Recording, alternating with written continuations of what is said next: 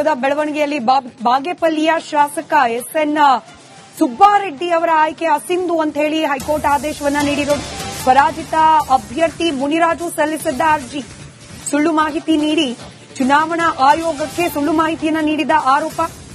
ಈ ವಿಚಾರಕ್ಕೆ ಸಂಬಂಧಪಟ್ಟಂತೆ ವಿಚಾರಣೆ ನಡೆಸಿದ ಹೈಕೋರ್ಟ್ ಇದೀಗ ಶಾಸಕ ಎಸ್ಎನ್ ಸುಬ್ಬಾರೆಡ್ಡಿ ಆಯ್ಕೆ ಅಸಿಂಧುಗೊಳಿಸಿ ಆದೇಶವನ್ನ ಹೊರಡಿಸಿದೆ. ನ್ಯಾಯಮೂರ್ತಿ ಎಂಜಿಎಸ್ ಕಮಲ್ ಅವರಿದ್ದ ಪೀಠದಿಂದ ಈ ಮಹತ್ವದ ಆದೇಶ ಪ್ರಕಟವಾಗಿದೆ.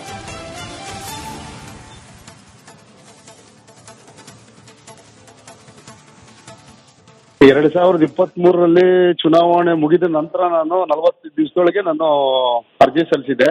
ಸರಿ, ಇವ್ರು ಮಾಡಿರ್ತಕ್ಕಂತ ಭ್ರಷ್ಟಾಚಾರ, ಇವ್ರು ಮಾಡಿರ್ತಕ್ಕಂತ ಏನು ತಪ್ಪು ಮಾಹಿತಿಗಳಿರ್ಬೋದು, ಮತ್ತೆ ಕೋರ್ಟ್ಗೆ ಏನು ನಮ್ಮ ರಾಜ್ಯಕ್ಕೆ ಸರ್ಕಾರಕ್ಕೆ ಏನೇನು ಮೋಸ ಮಾಡಿದಾರೆ ಅದನ್ನ ಪ್ರತಿಯೊಂದು ಕೂಡ ನಾವು ಅಪ್ಡೇಟ್ ಅಲ್ಲಿ ಹಾಕಿಲ್ಲ ಅಂತ ಹೇಳ್ಬಿಟ್ಟು ಅದನ್ನೆಲ್ಲ ಕೂಡ ಅವ್ರ ಅಪ್ಡೇಟ್ ಅಲ್ಲಿ ಇರ್ತಕ್ಕಂಥದ್ದನ್ನೇ ನಾವೆಲ್ಲ ಕೂಡ ಕೇಸ್ ಫೈಲ್ ಮಾಡಿದ್ವಿ.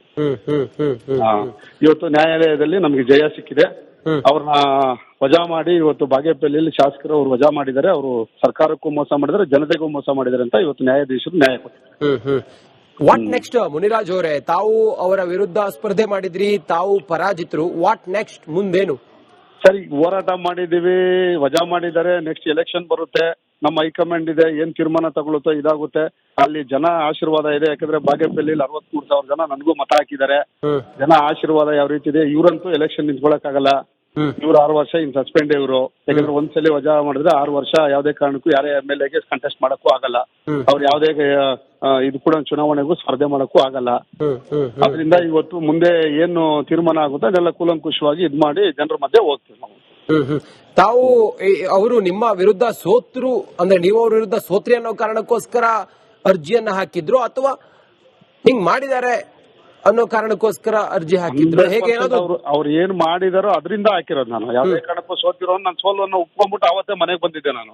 ಆದ್ರೆ ಅವ್ರು ಮಾಡಿರ್ತಕ್ಕಂಥದನ್ನ ಜನರಿಗೆ ತಿಳಿಸ್ಬೇಕು. ಮತ್ತೆ ಈ ರಾಜ್ಯದಲ್ಲಿ ಯಾರು ಕೂಡ ಮತ್ತೊಬ್ರು ಇನ್ನೊಬ್ರು ಶಾಸಕರು ಯಾರು ನಿಂತ್ಕೊಳ್ಳೋರು ಕೂಡ ಮಾಡಬಾರ್ದು ಅನ್ನೋದು ಇಷ್ಟಲ್ಲಿ ಅವ್ರು ಮಾಡಿರ್ತಕ್ಕಂಥ ಅವರೇ ಏನ್ ತಪ್ಪು ಮಾಹಿತಿಗಳು ಸರ್ಕಾರಕ್ಕೆ ಮೋಸ ಮಾಡಿರೋದನ್ನ ಎಲ್ಲ ಕೂಡ ಎಳೆಯಾಗಿ ನಾವು ನ್ಯಾಯಾಧೀಶರ ಮುಂದೆ ಇಟ್ವಿ. ಅದು ಇವತ್ತು ನಮ್ಗೆ ಜಯ ಸಿಕ್ಕಿದೆ.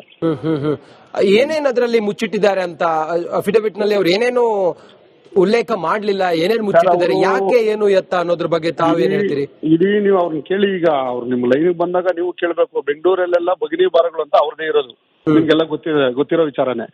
ಆದ್ರೆ ಒಂದೇ ಒಂದು GST ತೋರಿಸಿದ್ರು ಅವರು. ಒಂದೊಂದು ಬಾರ್ಗೂ ಒಂದೊಂದು GST ಇರುತ್ತೆ.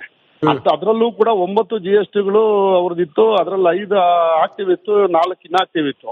ಅದ್ರಲ್ಲಿ ಒಂದೇ ತೋರಿಸಿದ್ದು. ಜೊತೆಯಲ್ಲಿ ಏನಾಯ್ತು ಅಂದ್ರೆ 4 ರಿಂದ 5 ವರ್ಷ ಅವರು GST ಕಟ್ಟಿಲ್ಲ. ಲೆಕ್ಕ ಹಾಕೊಳ್ಳಿ, ಗೌರ್ಮೆಂಟ್ ಗೆ ಮೋಸ ಮಾಡಿದ್ದಾರೆ. ಆಮೇಲೆ ಅವ್ರು ಇರ್ತಕ್ಕಂಥ ಮನೆ ಇರ್ಬೋದು, ಅವ್ರದ್ದು ಬಾಡಿಗೆ ಬಿಲ್ಡಿಂಗ್ ಇರ್ಬೋದು, ಕಮರ್ಷಿಯಲ್ ಬಿಲ್ಡಿಂಗ್ ಇರ್ಬೋದು, 10ಕ್ಕಿಂತ ಹೆಚ್ಚು ಬಿಲ್ಡಿಂಗ್ಗಳು ಅವರು 3-4 ವರ್ಷ BBMP ಟ್ಯಾಕ್ಸ್ ಕಟ್ಟಿರ್ಲಿಲ್ಲ.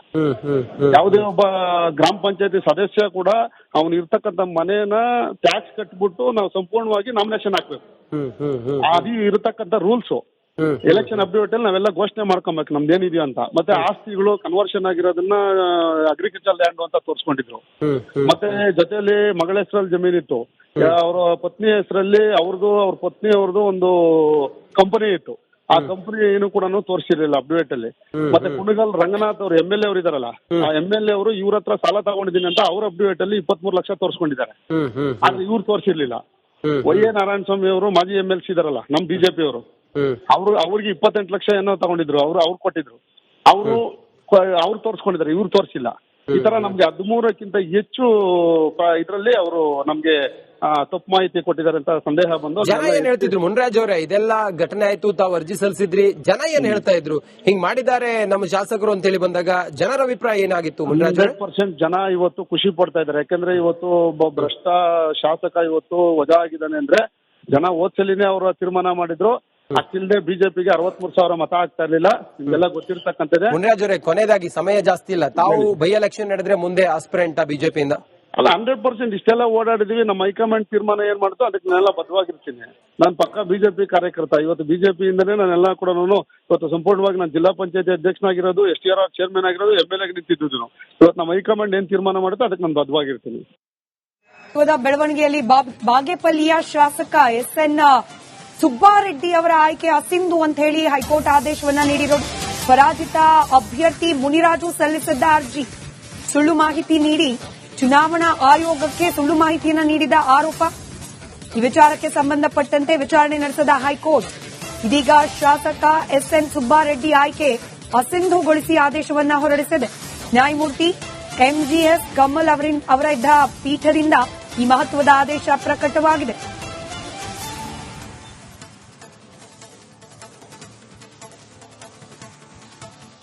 ಎರಡ್ 2023 ಚುನಾವಣೆ ಮುಗಿದ ನಂತರ ನಾನು 40 ದಿವಸದೊಳಗೆ ನಾನು ಅರ್ಜಿ ಸಲ್ಲಿಸಿದೆ.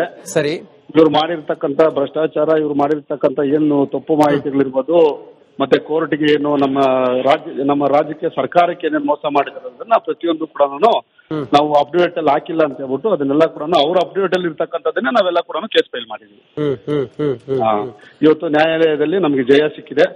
ಅವ್ರನ್ನ ವಜಾ ಮಾಡಿ ಇವತ್ತು ಬಾಗೇಪಲ್ಲಿಯಲ್ಲಿ ಶಾಸಕರು ಅವರು ವಜಾ ಮಾಡಿದ್ದಾರೆ. ಅವರು ಸರ್ಕಾರಕ್ಕೂ ಮೋಸ ಮಾಡಿದ್ದಾರೆ, ಜನತೆಗೂ ಮೋಸ ಮಾಡಿದ್ದಾರೆ ಅಂತ ಇವತ್ತು ನ್ಯಾಯಾಧೀಶರು ನ್ಯಾಯ ಕೊಟ್ಟಿದ್ದಾರೆ. ವಾಟ್ ನೆಕ್ಸ್ಟ್ ಮುನಿರಾಜ್ ಅವರೇ, ತಾವು ಅವರ ವಿರುದ್ಧ ಸ್ಪರ್ಧೆ ಮಾಡಿದ್ರಿ, ತಾವು ಪರಾಜಿತರು. ವಾಟ್ ನೆಕ್ಸ್ಟ್, ಮುಂದೇನು? ಸರಿ, ಹೋರಾಟ ಮಾಡಿದೀವಿ, ವಜಾ ಮಾಡಿದ್ದಾರೆ. ನೆಕ್ಸ್ಟ್ ಎಲೆಕ್ಷನ್ ಬರುತ್ತೆ, ನಮ್ಮ ಹೈಕಮಾಂಡ್ ಇದೆ, ಏನ್ ತೀರ್ಮಾನ ತಗೊಳುತ್ತೋ ಇದಾಗುತ್ತೆ.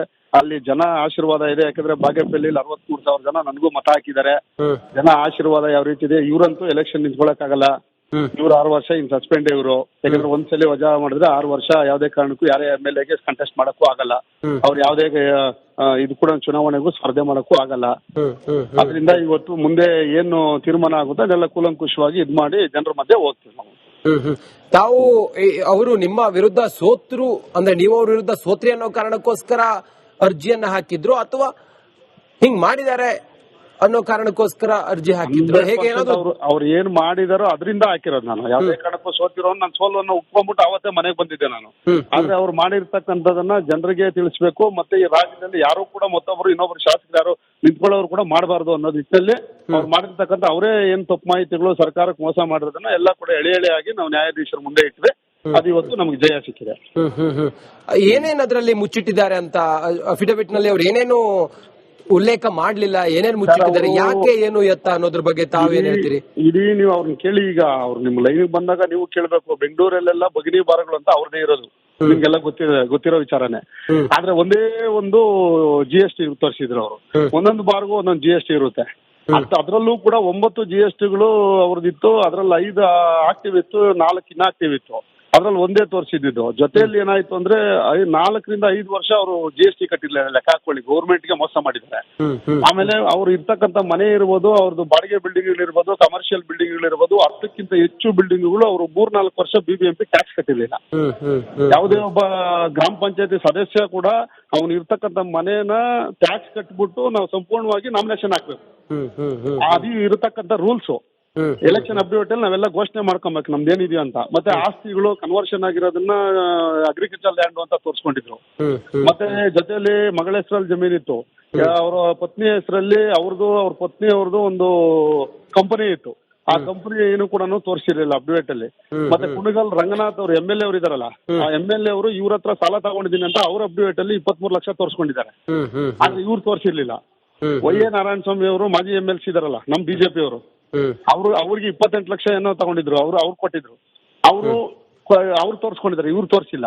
ಈ ತರ ನಮ್ಗೆ 13ಕ್ಕಿಂತ ಹೆಚ್ಚು ಇದರಲ್ಲಿ ಅವರು ನಮ್ಗೆ ತಪ್ಪು ಮಾಹಿತಿ ಕೊಟ್ಟಿದ್ದಾರೆ ಅಂತ ಸಂದೇಹ ಬಂದು. ಜನ ಏನ್ ಹೇಳ್ತಿದ್ರು ಮುನ್ರಾಜ್ ಅವರೇ? ಇದೆಲ್ಲ ಘಟನೆ ಆಯ್ತು, ತಾವು ಅರ್ಜಿ ಸಲ್ಲಿಸಿದ್ರಿ, ಜನ ಏನ್ ಹೇಳ್ತಾ ಇದ್ರು? ಹಿಂಗ್ ಮಾಡಿದ್ದಾರೆ ನಮ್ಮ ಶಾಸಕರು ಅಂತ ಹೇಳಿ ಬಂದಾಗ ಜನರ ಅಭಿಪ್ರಾಯ ಏನಾಗಿತ್ತು ಮುನ್ರಾಜ್? 100% ಜನ ಇವತ್ತು ಖುಷಿ ಪಡ್ತಾ ಇದ್ದಾರೆ. ಯಾಕಂದ್ರೆ ಇವತ್ತು ಒಬ್ಬ ಭ್ರಷ್ಟ ಶಾಸಕ ಇವತ್ತು ವಜಾ ಆಗಿದ್ದಾನೆ ಅಂದ್ರೆ ಜನ ಹೋದ್ಸಲಿನೇ ಅವರ ತೀರ್ಮಾನ ಮಾಡಿದ್ರು. ಅಷ್ಟಿಲ್ಲದೆ BJPಗೆ 63,000 ಮತ ಆಗ್ತಾ ಇರ್ಲಿಲ್ಲ.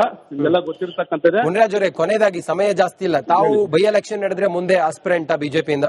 ಅಲ್ಲ, 100% ಇಷ್ಟೆಲ್ಲ ಓಡಾಡಿದೀವಿ. ನಮ್ಮ ಹೈಕಮಾಂಡ್ ತೀರ್ಮಾನ ಏನ್ ಮಾಡ್ತೋ ಅದಕ್ಕೆ ನಾನೆಲ್ಲ ಬದ್ಧವಾಗಿರ್ತೀನಿ. ನಾನು ಪಕ್ಕ BJP ಕಾರ್ಯಕರ್ತ. ಇವತ್ತು BJP ಇಂದನೇ ನಾನೆಲ್ಲ ಕೂಡ ಇವತ್ತು ಸಂಪೂರ್ಣವಾಗಿ ನಾನು ಜಿಲ್ಲಾ ಪಂಚಾಯತಿ ಅಧ್ಯಕ್ಷನಾಗಿರೋದು, STRR ಚೇರ್ಮನ್ ಆಗಿರೋದು, MLA ನಿಂತಿದ್ದು. ಇವತ್ತು ನಮ್ಮ ಹೈಕಮಾಂಡ್ ಏನ್ ತೀರ್ಮಾನ ಮಾಡುತ್ತೋ ಅದಕ್ಕೆ ನಾನು ಬದ್ಧವಾಗಿರ್ತೀನಿ.